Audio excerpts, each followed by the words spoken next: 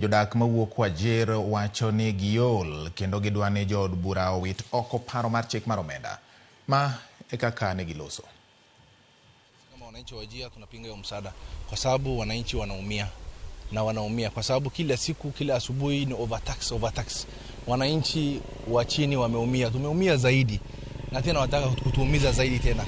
So naomba wale ambaye tumewachagua waende watu represent pale, all MPs, I urge them tafadhalini sana hiyo bill zisipitishwe kwa sababu wananchi wanaumia sana. If anybody has read the draft, it is so insensitive that it will going to affect the commoners, the common wananchi. Like for example, the motor vehicle is taxed high, and also bread and so many other issues. Now, I want to ask the members of parliament who are going to vote today to take their time, enough time, to stand with the people who voted them in.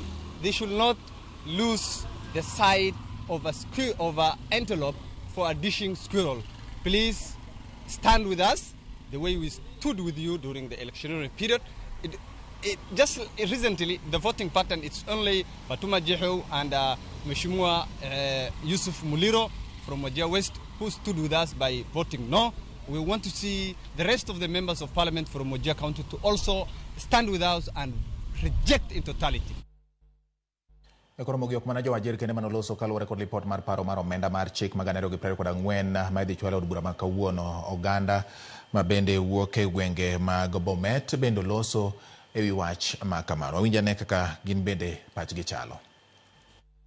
Tumepitia shida mingi sana. Tunaomba wabunge wetu msipitishe, mrudi kwanza tuongee mambo ya raia wa kawaida. Hapa Bomet tunaona hatujafanyiwa vizuri.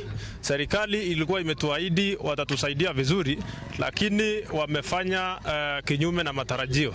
So tunawahimiza wabunge wetu, hasa mbunge wangu Honorable Victor Mandasi fanye namna aangushe hiyo bill pale kwa parliament, kwa sababu walituahidi kama rais President Ruto alituahidi atatufanyia kazi kama hustlers. Sasa sisi kama wanabodaboda hatujafaidika.